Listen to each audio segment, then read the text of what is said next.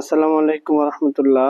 প্রিয় ভাই ও বোন যারা আমার এই ভিডিওটি দেখছেন বা দেখবেন, সকলকে মুবারকবাদ ও শুভেচ্ছা।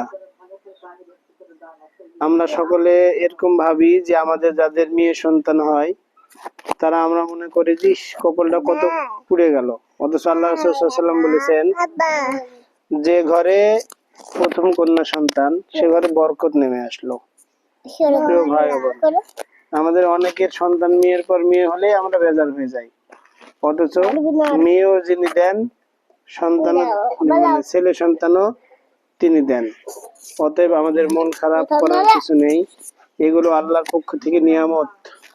যার নাই সে বোঝে, আর যার আছে সে কত আনন্দতে আছে, তার আনন্দ ভাগাভাগি করার বা নেওয়ার অন্য কারো কোনো সক্ষমতা নাই।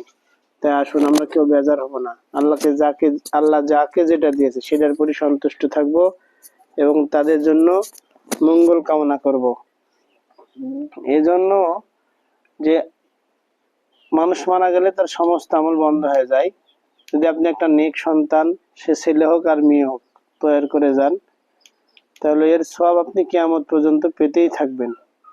তো মন খারাপের কিছু নাই, আল্লাহ যাকে যেটা দিয়েছে সেটাতে সন্তুষ্ট থেকে তাদের জন্য মঙ্গল কামনা করবেন এবং আল্লাহর প্রতি সন্তুষ্ট থাকবেন।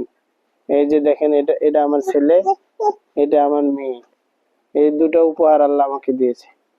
আল্লাহ যদি তাদের হেফাজত করার তৌফিক দান করেন, এজন্য সকলের কাছে দোয়া প্রার্থী। আল্লাহ রাব্বুল আলামিন আমাদের সকলকে কবুল করুন, সকলে আল্লাহুম্মা আমিন। আসসালামু আলাইকুম ওয়া রাহমাতুল্লাহি ওয়া বারাকাতুহু।